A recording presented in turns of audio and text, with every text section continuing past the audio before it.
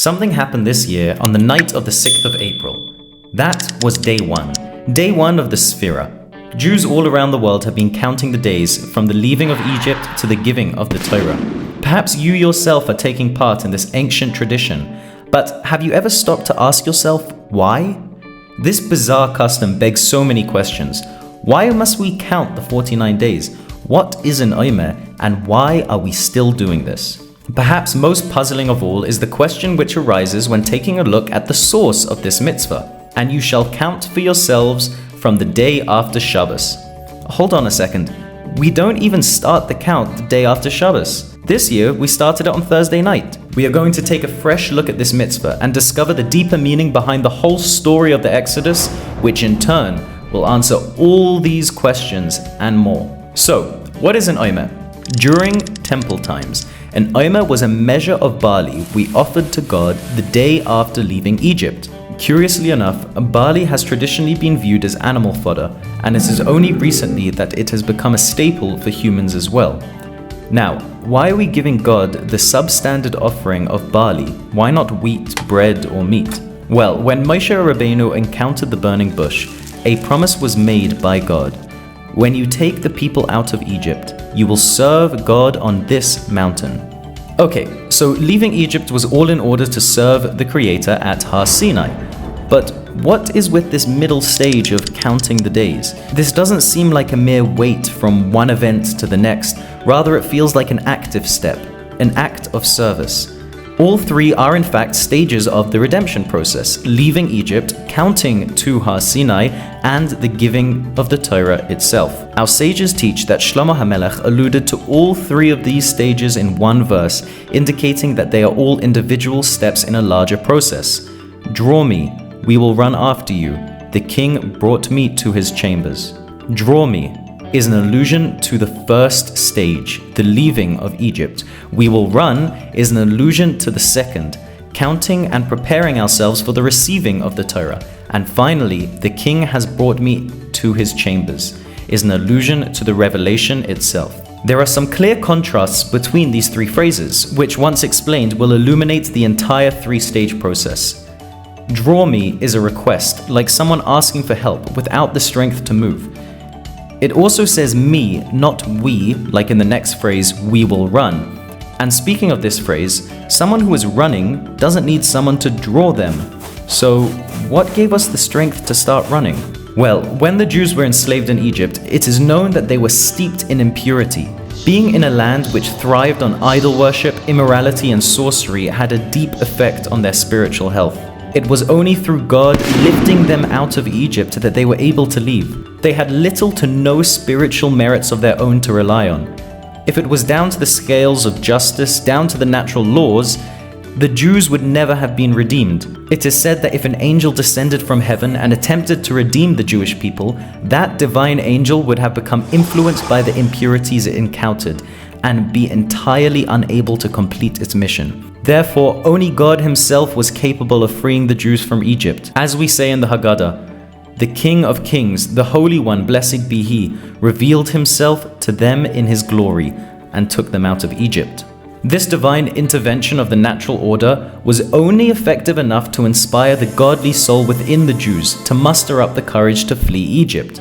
In practical terms, they experienced enough inspiration to push them to follow God into the wilderness. But as we know only too well, inspiration never lasts. It's a fleeting state that if one does not ground, will bear no fruits. This is why, says the Alter Rebbe, the Jews had to flee Egypt. Even though Paro was willing to let them leave, the Jews knew that if they lingered, the inspiration would wear off, and the part of themselves so steeped in impurity would reawaken and they would not bring themselves to leave. We can now understand why the phrase "draw me" is a request. Like a man with no strength to get up, the Jews needed divine inspiration to leave Egypt.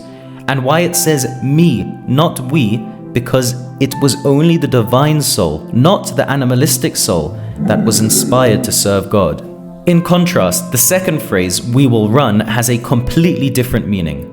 A soul comes from on high into this physical world in order to transform its surroundings, to imbue its godly light into everything it has contact with.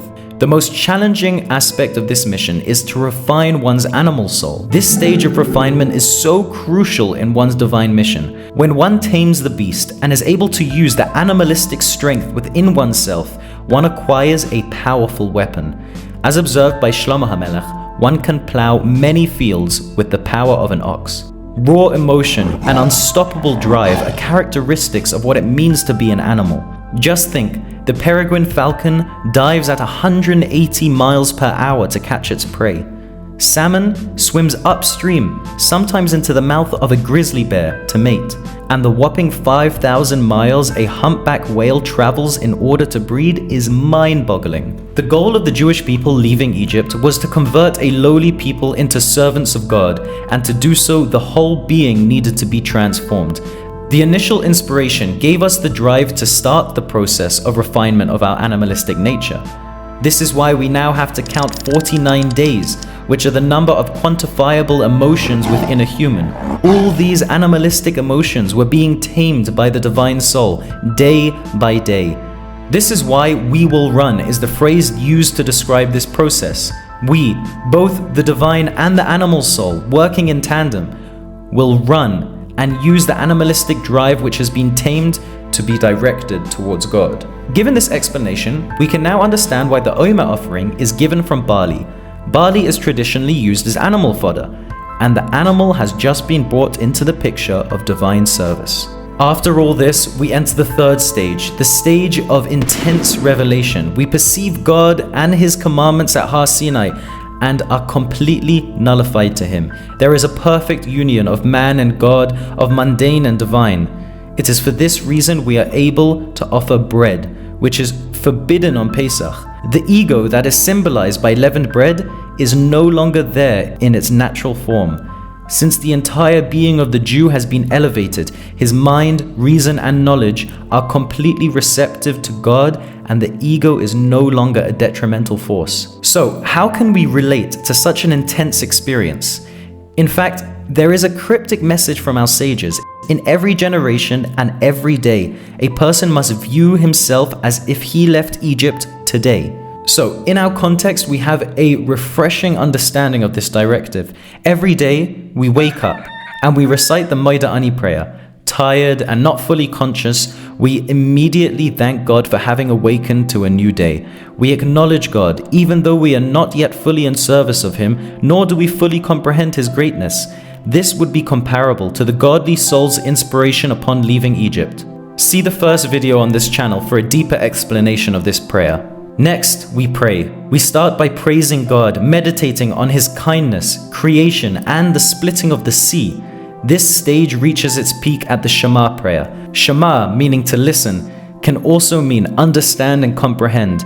In Shema, we meditate on using all of one's heart and all of one's might in the service of God. This is comparable to the taming of the animal within us, the counting of the Omer. And finally, we approach the Shemona Esrei prayer. We stand as a servant before His master. We are so nullified before God that we utter the prayer, "God, open my lips," as we are unable to pray, frozen before the greatness of what we have come to comprehend. We can finally answer our original question. Why does the commandment state that we must start the Sefiras HaOmer on the day after Shabbos? Shabbos is the holiest time of all, yet it is still within the context of time. The day after Shabbos refers to a level even loftier than Shabbos itself, a level so high it draws from a godly light that transcends the spiritual cosmos.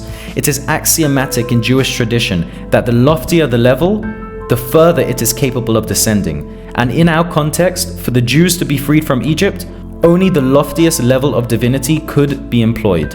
In order for us to start the difficult process of refinement of one's animal soul, of the 49 emotional attributes, one must draw from the holiest of levels, the day after Shabbos.